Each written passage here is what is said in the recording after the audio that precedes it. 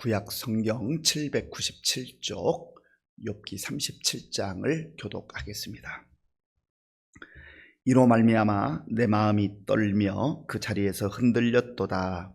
하나님의 음성 곧 그의 입에서 나오는 소리를 똑똑히 들으라. 그 소리를 천하에 펼치시며 번갯불을 땅끝까지 이르게 하시고 그 후에 음성을 발하시며 그의 위엄찬 소리로 천둥을 치시며 그 음성이 들릴 때에 번개를 멈추게 아니하시느니라. 하나님은 놀라운 음성을 내시며 우리가 헤아릴 수 없는 큰 일을 행하시느니라. 눈을 명하여 땅에 내리라 하시며 적은 비와 큰 비도 내리게 하시느니라. 그가 모든 사람의 손에 표를 주시어 모든 사람이 그가 지으신 것을 알게 하려 하심이라. 그러나 짐승들은 땅속에 들어가 그 처소에 머무느니라. 폭풍우는 그 밀실에서 나오고 추위는 북풍을 타고 오느니라. 하나님의 입김이 얼음을 얼게 하고 물의 너비를 줄어들게 하느니라. 또한 그는 구름에 습기를 실으시고 그의 번개로 구름을 흩어지게 하시느니라. 그는 감싸고 도시며 그들의 할 일을 조종하시느니라. 그는 땅과 육지 표면에 있는 모든 자들에게 명령하시느니라. 혹은 징계를 위하여 혹은 땅을 위하여 혹은 긍휼을 위하여 그가 이런 일을 생기게 하시느니라. 욥이여 이것을 듣고 가만히 서서 하나님의 오묘한 일을 깨달으라.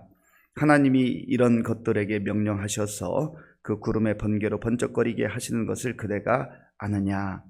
그대는 겹겹이 쌓인 구름과 완전한 지식의 경이로움을 아느냐? 땅이 고요할 때에 남풍으로 말미암아 그대의 의복이 따뜻한 까닭을 그대가 아느냐? 그대는 그를 도와 구름장들을 두들겨 넓게 만들어 녹여 부어 만든 거울같이 단단하게 할 수 있겠느냐? 우리가 그에게 할 말을 그대는 우리에게 가르치라. 우리는 아둔하여 아뢰지 못하겠노라. 내가 말하고 싶은 것을 어찌 그에게 고할 수 있으랴? 삼켜지기를 바랄 자가 어디 있으랴? 그런즉 바람이 불어 하늘이 말끔하게 되었을 때 그 밝은 빛을 아무도 볼 수 없느니라. 북쪽에서는 황금 같은 빛이 나오고 하나님께는 두려운 위험이 있느니라. 전능자를 우리가 찾을 수 없나니 그는 권능이 지극히 크사 정의나 무한한 공의를 굽히지 아니하심이니라.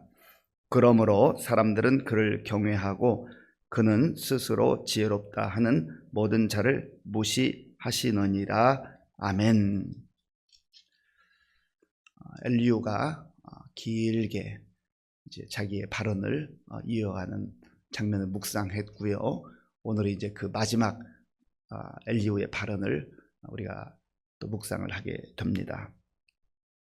엘리후는 오늘 본문에서 특별히 하나님의 위대성, 하나님의 전능하심, 하나님의 창조의 섭리 이런 것들을 말하고 있습니다. 인간이 똑똑하고 대단한 것 같아도 자연 앞에 서면 작아질 수밖에 없잖아요.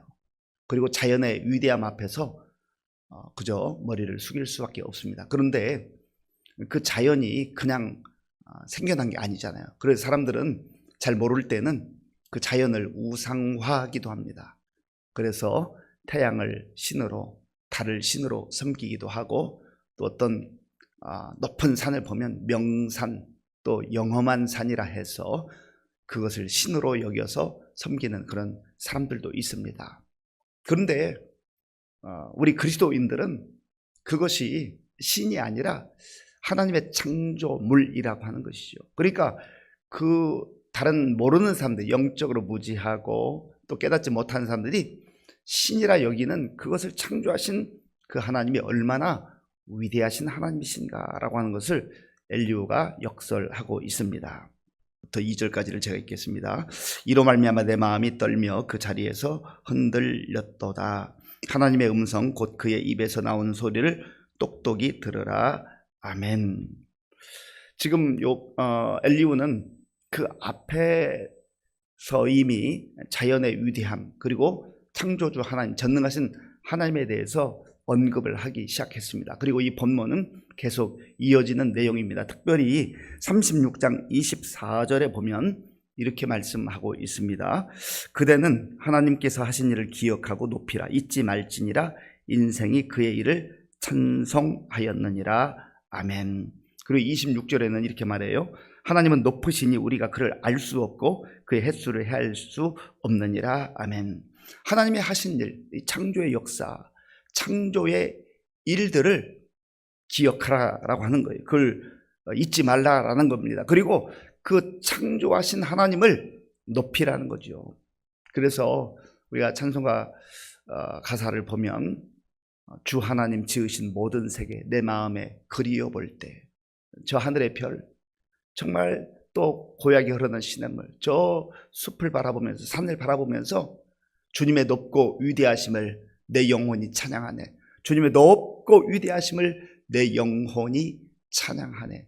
그 찬양의 고백이 저절로 나올 수밖에 없다라는 거예요.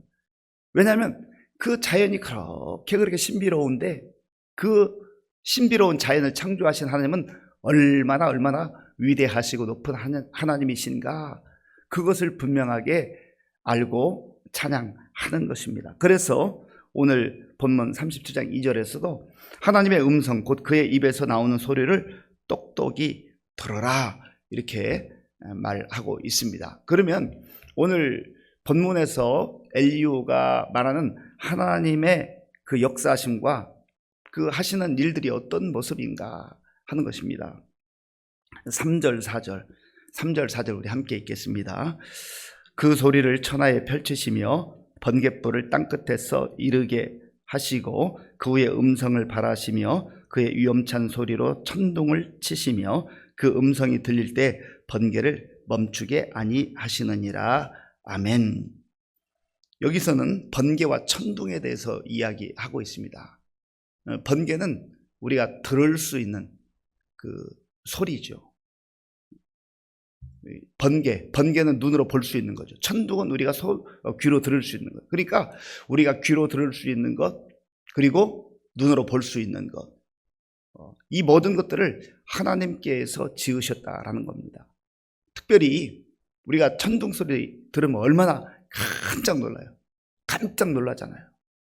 그래서 어떤 사람들은 아이고 하나님을 믿지 않는 사람들도 이 천둥 소리가 아주 크게 들리면요, 아이고 하나님, 그런 경우가 간혹 있다고 그래요. 그리고 그 어두운 하늘을 가르는 그 번개를 한번 보세요. 대단하지 않습니까? 아주 어떤 면에서 보면 장관입니다. 그런데 장관이기도 하지만 이 천둥 소리나 번개는요, 사람을 두렵게 하는 거예요. 무섭게 하는 거예요. 하나님 앞에서, 위대하신 하나님 앞에서 작은 나의 모습, 연약한 나의 모습, 부족한 나의 모습, 그리고 죄인인 나의 모습을 보게 하는 겁니다. 순간적일 수 있지만 그걸 제대로 봐야 하는 거예요.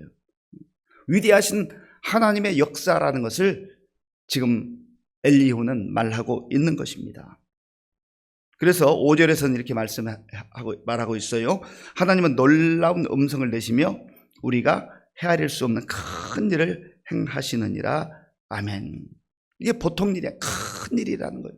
하나님의 역사는 큰 역사. 왜냐하면 하나님 크신 하나님, 위대하신 하나님이기 때문에 그렇습니다. 그리고 이제 계속해서 자연 속에서 일어나는 그러한 일들을 또 하나하나 설명합니다. 6절 보세요. 눈을 명하여 땅에 내리라 하시며 적은 비와 큰 비도 내리게 명하시느니라. 아멘. 비가 오는 것, 눈이 오는 거 보면 참 신기하잖아요. 어떤 때는 비가 너무 오지 않으면 요즘 과학기술이 발달해가지고 중국의 사막에 이런데 인공 구름을 띄우고 인공 비를 내리게 한다. 그런 보도를 우리가 가끔 듣습니다. 그 얼만큼 하겠어요? 인간이 할 수 있는 게 어느 영역입니까? 아주 작은 부분이에요. 그리고 참 안타까울 때가 여름철도 그렇습니다만은 봄, 가을로 이 산불 나는 거 보면 그렇게 안타까워요. 우리나라가 힘들고 어려웠던 시절 민둥산 그 나무 다 베어다가 그걸로 밥에 먹고 또 불 떼고 난방하고 그렇게 하지 않았습니까? 그런데 지금 우리나라가 정말 금수강산 얼마나 푸르른 나라가 됐습니까? 정말 감사한 일이죠. 그런데 인간의 실수로 또 어떤 경우는 뭐 자연적인 불로 인하여서 그 귀한 산림이 다 불타버리는 거 보면 너무너무 안타까워요. 그때마다 국가의 공무원들이 동원돼 가지고 또 헬기로 뭐 물을 뿌리기도 하는데 참 크게 그 불난 면적에 비하면 애 쓴다고 쓰는데 최선을 다한다고 하는데 그 너무너무 적은 거라는 거죠. 하나님께서 비를 한번 내려주시면 그 대단한 거 아니에요? 너무너무 감사한 건 아니겠어요? 눈이 온다고 하는 거 이거 신비로운 거예요. 얼마나 대단한 자연의 이치인지 몰라요. 그 하나님께서 그 모든 것들을 이루신다라는 겁니다. 그리고 때로는 적은 비도 내려주시고 큰 비도 내려주셔서 하나님께서 단순히 비가 내리는 것만이 아니라 식물도 살고 동물도 살고 사람도 살고 이게 생명과 직결되어 있는 거예요. 생명의 역사들이 나타난다라는 거예요. 인간이 할 수 있는 건 아주 제한적이에요. 하나님께서 창조하신 모든 것들을 지금도 다스리시고 주관하시고 살게 하신다는 거예요. 하나님의 은혜가 아니면 우리가 살 수 있겠습니까? 요즘에 그 기후 문제 때문에 얼마나 많은 어려운 일들이 일어나고 있습니까? 오존층이 파괴되고 다 인간의 무지함과 인간의 욕심으로 인하여서 그런 일들이 일어났잖아요. 하나님께서 창조하신 것을 그 아름다운 질서를 인간이 손만 대면 망가지는 거예요. 질서가 무질서로 바뀌는 거예요. 아름다운 것이 추하게 되는 거예요.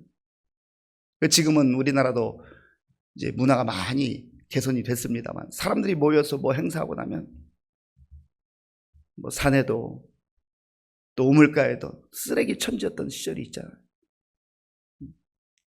그냥 아무 데다 버리는 거예요. 아름다운 자연이 사람 때문에 훼손되고 또 그것도 복구하려면 얼마나 많은 인력이 필요하고 비용이 들어갑니까?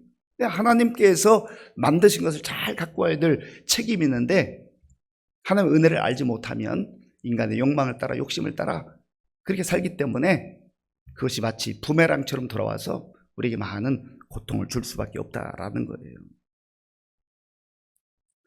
또한 9절과 10절에 보면 폭풍과 얼음에 대해서 말합니다. 9절 10절 제가 읽겠습니다. 폭풍은 그 밀실에서 나오고 추위는 북풍을 타고 오느니라. 하나님의 입김이 얼음을 얼게 하고 물의 너비를 줄어들게 하느니라. 아멘. 이게 그냥 이루어지는 게 아니라 하나님께서 명하셔서 하나님의 말씀 가운데 모든 것들이 이루어진다라는 겁니다. 우리가 이런 거에 대해서 잘 모르잖아요. 또 지혜자이고 똑똑하다고 해도 이런 이치를 다 아는 사람이 없습니다. 그래서 지금 엘리후가 욥에게 질문하는 거예요. 그 질문한 내용이 14절부터 몇 가지가 나오는데요. 자, 14절 보세요. 욥이여 이것을 듣고 가만히 서서 하나님의 오묘한 일을 깨달으라. 15절 하나님이 이런 것들에게 명령하셔서 그 구름의 번개로 번쩍거리게 하시는 것을 그대가 아느냐? 지금 앞에서 설명하고 말했던 거 그거 아느냐 말이에요. 그거 제대로 설명할 수 있겠느냐? 그 이치를 아느냐? 뭐 눈으로 잠깐 볼 수 있고 귀로 들을 수 있지만 그거 다 모른다라는 겁니다. 16절 말씀 그대는 겹겹이 쌓인 구름과 완전한 지식의 경이로움을 아느냐? 엘리후는 다 알아서 질문하는 게 아니에요. 나도 모르고 너도 그대도 모르고 우리 인간은 한계가 있다라는 거죠. 17절 말씀 땅이 고요할 때 남풍으로 말미암아 그대의 의복이 따뜻한 까닭을 그대가 아느냐? 저 여러분들에게 이 질문한다면 다 안다고 설명을 제대로 할 수 있겠습니까? 설명을 한들 아주 부분적인 것만 설명하지 않겠어요? 18절 말씀 그대는 그를 도와 구름장들을 두들겨 넓게 만들어 녹여 부어 만든 거울같이 단단하게 할 수 있겠느냐? 할 수 있는 게 아무것도 없다는 거예요. 아는 게 제대로 아는 게 없다는 거예요. 하나님이 하시는 일 부분적으로 알 뿐이지 우리가 다 알지 못한다. 그런 위대하신 하나님 앞에, 창조주 하나님 앞에서 사람이 오만해서는 안 된다, 교만해서는 안 된다라고 하는 겁니다. 그래서 정말 지혜로운 자가 누구인가? 이 창조주 하나님을 하나님으로 경외하는 사람, 하나님을 하나님으로 인정하는 사람이에요. 그리고 우리의 연약함과 부족함을 인정하는 사람이에요. 그 사람이 지혜로운 사람이에요. 세상 이치 다 아는 것처럼, 이 우주 만물 모든 것 다 아는 것처럼 그렇게 여기며 사는 사람은 하나님 앞에서 교만자로 전락할 수밖에 없다라는 겁니다. 자, 우리 23절, 24절, 23절, 24절 함께 읽겠습니다. 전능자를 우리가 찾을 수 없나니 그는 권능이 지극히 크사 정의나 무한한 공의를 굽히지 아니하심이니라. 그러므로 사람들은 그를 경외하고 그는 스스로 지혜롭다 하는 모든 자를 무시하시느니라. 아멘. 전능자를 찾을 수 없나. 그 전능자의 권능은 엄청나게 크다라는 거죠. 그런 하나님을 온전히 경외하는 인생이야말로 복된 인생이다라는 겁니다. 그래서 지혜자의 대명사인 솔로몬도 잠언에서 여호와를 경외하는 것이 지혜의 근본이요 그랬어요. 여호와를 경외하는 것이 지혜의 근본이요 거룩하신 자를 아는 것이 명철이니라. 여호와 하나님, 그 하나님은 창조주 하나님이에요.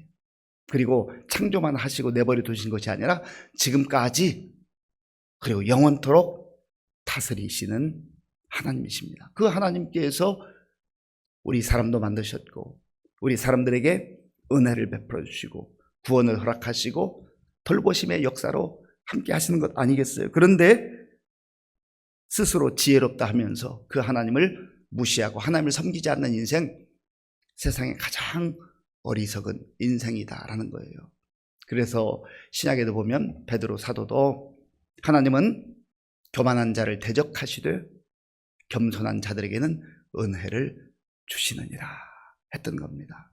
그러니까 이 엘리후가 말하는 창조주 하나님, 이 욥기 37장의 핵심 주제는 창조주 하나님을 창조주 하나님으로 인정하라, 그분을 경외하라, 그 하나님 앞에서 겸손하라 라고 하는 겁니다. 그 인생이 복된 인생이요 지혜로운 인생이라고 하는 겁니다. 오늘 저 여러분들이 그 창조주 하나님을 아버지라 부르며 그 하나님의 은혜 가운데 살아가고 하나님께서 우리에게 베풀으신 구원의 그 은총을 경험하고 누리며 살아갈 수 있게 됐다는 것이 얼마나 복되냐 하는 겁니다. 이 말씀 마음에 깊이 간직하시고 이제 우리의 삶의 자리에서 오만함과 교만함을 다 내려놓고 겸손하게 하나님의 은혜를 구할 때 그 창조주 하나님께서, 위대하신 하나님께서, 전능하신 하나님께서 저와 여러분들의 마음도 생각도 지켜주시고 우리의 발걸음을 가장 선한 길로 이끌어주시고 인도해 주실 줄로 믿습니다. 아버지 하나님 감사합니다. 엘리후를 통하여서 우리에게 주시는 말씀 마음에 깊이 간직하게 하시고 하나님 앞에서 겸손하게 귀를 열고 주의 음성을 듣게 하시고 주님께서 행하신 일들을 또 듣고 보면서 그 하나님이 나의 하나님이여 창조의 하나님인 것을 고백하며 오늘도 겸손하게 주의 은혜를 기대하며 주께서 베푸시는 은혜를 받아 누리며 살아가는 복된 날 되게 하여 주시옵소서. 오늘도 마음에 소원을 담아 믿음으로 드리는 예물 기쁘게 받아 주옵소서. 예수님의 이름으로 기도하옵나이다. 아멘.